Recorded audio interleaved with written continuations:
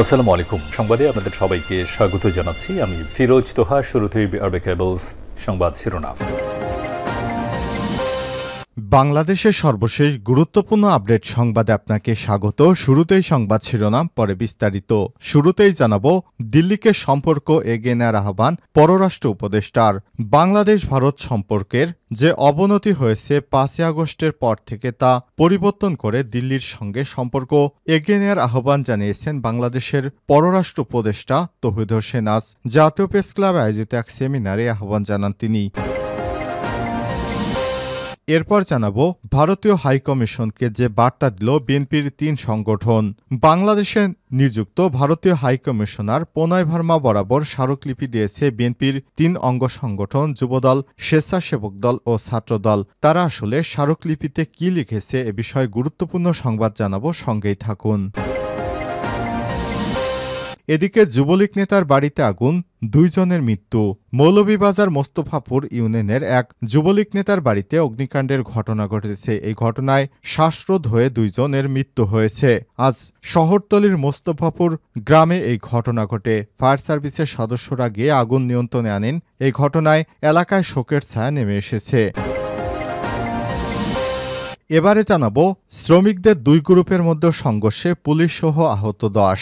লালমনিরহাটে শ্রমিকদের ২ গ্রুপের মধ্যে সংঘর্ষ, পাল্টা ধার ঘটনা ঘটেছে। এতে ২ সাংবাদিক, এক পুলিশ সদস্য সহ শ্রমিকদের ২ গ্রুপের অন্তত ১০ জন আহত হয়েছেন। আজ রোববার ৮ই ডিসেম্বর দুপুর ১২টার পর কেন্দ্র বাস টার্মিনাল এলাকায় এই সংঘর্ষের ঘটনা ঘটে। এবারে জানাবো, বান্দরবনের সঙ্গে রুমার সড়ক যোগাযোগ বিচ্ছিন্ন। বেইলি ব্রিজের পাটাতন খুলে যায়, বান্দরবনের সঙ্গে রুমা উপজেলার সড়ক যোগাযোগ বিচ্ছিন্ন হয়ে গেছে। রোববার ৮ই ডিসেম্বর সকালে বান্দরবন রুমা সড়কের নাইখনঝিরি এলাকায় একটি বেইলি ব্রিজের পাটাতন খুলে গেলে যান চলাচল বন্ধ হয়ে যায়। এ সময় দুপাশে আটকে পড়ে যাত্রীবাহী বাস, পণ্যবাহী গাড়ি, ফলে ভোগান্তিতে পড়েছে যাত্রীরা। এছাড়াও যান চলাচল এখন বন্ধ হয়ে যায়, মালামাল পরিবহনে দুর্ভোগ পোহাতে হচ্ছে স্থানীয়দের। এবং সর্বশেষ জানাবো, বাশার আল আসাদের পতনের কারণ জানালেন ডোনাল্ড ট্রাম্প। ১ দশকেরও বেশি সময় ধরে সিরিয়ায় চলা গৃহযুদ্ধের মধ্যে রোববার ৮ই ডিসেম্বর দামেস্কে ঢুকে পড়েন বিদ্রোহীরা। পরে বিমানে করে দামেস্কেও ছাড়েন প্রেসিডেন্ট বাশার আল আসাদ। এর আগে ২৪ বছর ক্ষমতার মসনদে ছিলেন তিনি। দেশের অভ্যন্তরের সংকট নিরসনে দীর্ঘ সময় তার পাশে ছিল রাশিয়া এবং ইরানের মতো শক্তিশালী মিত্ররা। তবে শেষ মুহূর্তে মিত্রদের কোনো ভূমিকা দেখা যায়নি। বাশার আল আসাদের পালানোর সময় নবনির্বাচিত মার্কিন প্রেসিডেন্ট ডোনাল্ড ট্রাম্প বলেছেন, সিরিয়ার প্রেসিডেন্ট বাশার আল আসাদের পতনের মূল কারণ হল রাশিয়া তাকে সমর্থন করেছে। রাশিয়ার সমর্থনের কারণেই তার পতন হয়েছে বলে দাবি করেন ডোনাল্ড ট্রাম্প। প্রিয় দর্শক, এতক্ষণ শুনছিলেন সংবাদ শিরোনাম, এবারে বিস্তারিত। তবে তার আগে বন্ধুরা, অনুরোধ থাকবে সংবাদটিতে একটি লাইক দিন। এই চ্যানেলে আপনি নতুন হয়ে থাকলে আমাদের সংবাদটি দেখতে দেখতে চ্যানেলটি সাবস্ক্রাইব করে রাখুন। কমেন্ট করে বন্ধুরা আপনার মূল্যবান মতামত জানিয়ে দিন আপনি বিশ্বের কোন দেশ থেকে বা বাংলাদেশের কোন স্থান থেকে আমাদের সংবাদটি দেখছেন এবং শুনছেন। এবারে বিস্তারিত। দিল্লিকে সম্পর্ক এগিয়ে নেওয়ার আহ্বান পররাষ্ট্র উপদেষ্টার। বাংলাদেশ ভারত সম্পর্কের ৫ই আগস্টের পর যে গুণগত পরিবর্তন হয়েছে তা মেনে নিয়ে দিল্লিকে সম্পর্ক এগিয়ে নেওয়ার আহ্বান জানিয়েছেন পররাষ্ট্র উপদেষ্টা তৌহিদ হোসেন। রোববার ৮ই ডিসেম্বর জাতীয় প্রেস ক্লাবে আয়োজিত এক সেমিনারে আহ্বান জানান তিনি। তৌহিদ হোসেন বলেন, সাম্প্রতিক সময়ে ভারতের সঙ্গে বাংলাদেশের সম্পর্কের কারণে ২ দেশের অর্থনীতি ক্ষতিগ্রস্ত হচ্ছে। তবে সম্পর্ক কিভাবে এগিয়ে নিয়ে যায় তা নিয়ে কাজ করতে হবে। সময় তিনি বলেন, পাকিস্তান ও ভারতের রিজার্ভেশনের কারণে আঞ্চলিক সহযোগিতা ছিল না। প্রতি বছর সামিট হওয়ার কথা ছিল। রাষ্ট্র বা সরকার প্রধানের মধ্যে দেখা সাক্ষাৎ হচ্ছে না। সার্কের মাধ্যমে সেটা করা যেতে পারে। এছাড়াও ব্যবসায়িক ও অর্থনৈতিক স্বার্থে সার্কের কার্যক্রম শুরু করা দরকার। প্রধান উপদেষ্টা ড মোহাম্মদ ইউনূস চান সার্কের কার্যক্রম শুরু হোক। আগামীকাল সোমবার ৯ ডিসেম্বর ভারতের সঙ্গে পররাষ্ট্র সচিব পর্যায়ের বৈঠক ফলপ্রসূ হবে বলেও আশা প্রকাশ করেন পররাষ্ট্র উপদেষ্টা। তিনি বলেন, পররাষ্ট্র সচিব পর্যায়ের সঙ্গে স্টাডিং কমিটির মিটিং করাই লক্ষ্য। দেশ এবং স্বার্থ রক্ষায় একটা সামিট করা লক্ষ্য রয়েছে। ভারতীয় হাইকমিশনকে যে বার্তা দিল বিএনপি ৩ সংগঠন। বাংলাদেশে নিযুক্ত ভারতের হাইকমিশনার প্রণয় ভার্মা বরাবর স্মারকলিপি দিয়েছে বিএনপির ৩ অঙ্গ সংগঠন যুবদল, স্বেচ্ছাসেবক দল ও ছাত্রদল।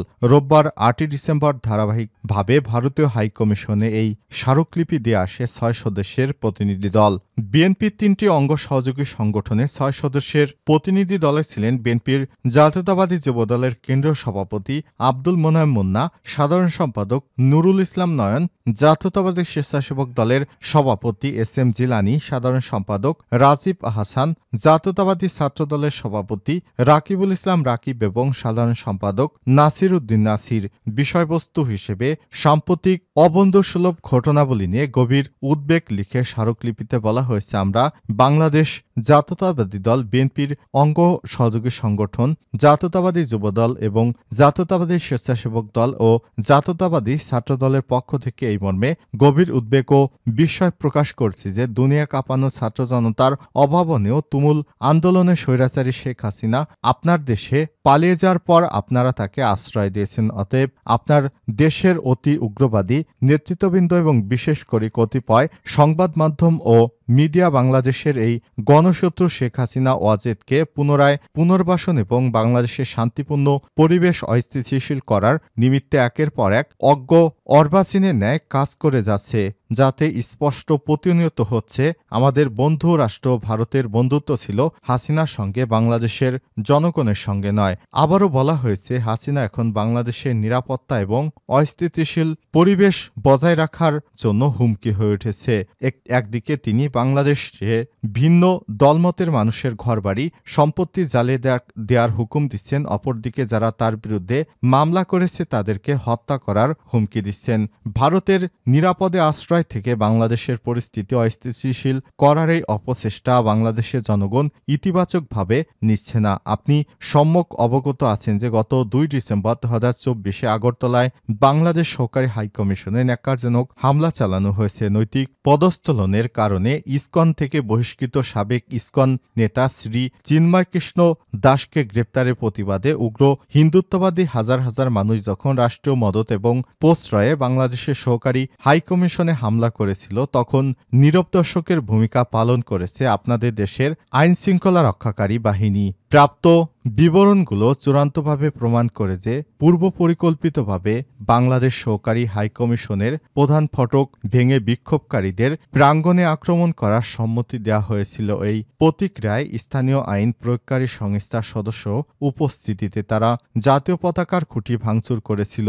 এরকম ন্যাক্কারজনক ঘটনা বাংলাদেশের সঙ্গে ভারতের সম্পর্কের অবনতি করেছে, সেটি একমাত্র ভারতের এই বাংলাদেশ নিয়ে অপপ্রচার করার কারণে। এগুলোর বিরুদ্ধে আমরা প্রতিকার চাই। যুবদল নেতার বাড়িতে আগুন, ২ জনের মৃত্যু। মৌলভীবাজারে মোস্তফাপুর ইউনিয়নের এক যুবলীগ নেতার বাড়িতে অগ্নিকাণ্ডের ঘটনা ঘটেছে। এই ঘটনায় শ্বাসরোধে ২ জনের মৃত্যু হয়েছে। রোববার ৮ই ডিসেম্বর রাতে শহরতলির মোস্তফাপুর গ্রামে এই ঘটনা ঘটে। পরে ফায়ার সার্ভিসের সদস্যরা গিয়ে আগুন নিয়ন্ত্রণে আনেন। এই ঘটনায় এলাকায় শোকের ছায়া নেমে এসেছে। সেই যুবলীগ নেতার নাম শেখ রুমেল আহমেদ। তিনি মোস্তফাপুর ইউনিয়নের সাবেক ইউনিয়নের চেয়ারম্যান, জেলা যুবলীগ সভাপতি। অগ্নিকাণ্ড শ্বাসরোধ হয়ে মৃতরা হলেন সাবেক ইউনিয়ন চেয়ারম্যান মেহেরুন্নিসা ৭০ ও চাচি ফুলেসা বেগম ৬৫। মৌলভীবাজার ফায়ার সার্ভিস স্টেশনের অফিসার যিশু তালুকদার কালবেলাকে বলেন, রাতে অগ্নিকাণ্ডের খবর পেয়ে ঘটনাস্থলে পৌঁছে দেখি বাড়িতে থাকা মেহেরুন্নিসা ও ফুলেসা বেগম আগুনের ধোঁয়ায় অজ্ঞান হয়ে পড়েন। পরে তাদের উদ্ধার করে মৌলভীবাজার হাসপাতালে পাঠানো হলে কর্তব্যরত চিকিৎসক তাদের মৃত ঘোষণা করে। শ্রমিকদের দুই পক্ষের সংঘর্ষে পুলিশসহ আহত ১০।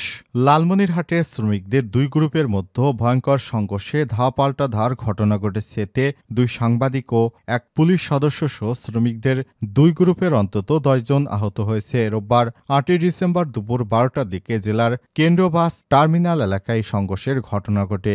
আহতরা হলেন সদর থানার উপপরিদর্শক মোর্শেদ হোসেন, প্রতিদিনের সংবাদের জেলা প্রতিনিধি জিন্নাতুল ইসলাম, জিন্না আজকের দর্পণের জেলা প্রতিনিধি শরীফুল ইসলাম রতন সহ বাবুল গ্রুপের বাবুল মিয়া উভয় গ্রুপের বেশ কয়েকজন আহত হয়েছেন। আহত শ্রমিকদের তাৎক্ষণিক পরিচয় জানা যায়নি।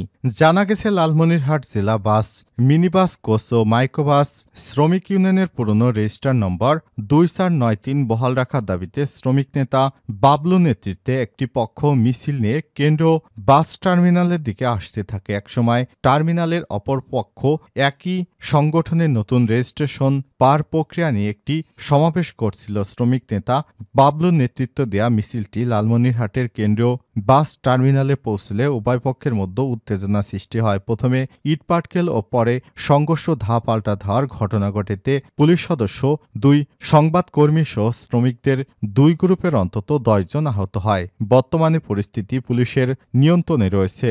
লালমনিরহাট সদর থানার ভারপ্রাপ্ত কর্মকর্তা ওসি আব্দুল কাদের জানান, শ্রমিকদের 2 গ্রুপের ভিন্ন 2টি কর্মসূচি থেকে উত্তেজনা শুরু হয়। পুলিশ মাঝামাঝি অবস্থান নিয়ে পরিস্থিতি নিবৃত করতে চেষ্টা করলে ইটপাটকেলের আঘাতে পুলিশ, সাংবাদিক সহ উভয় গ্রুপের বেশ কয়েকজন আহত হয়।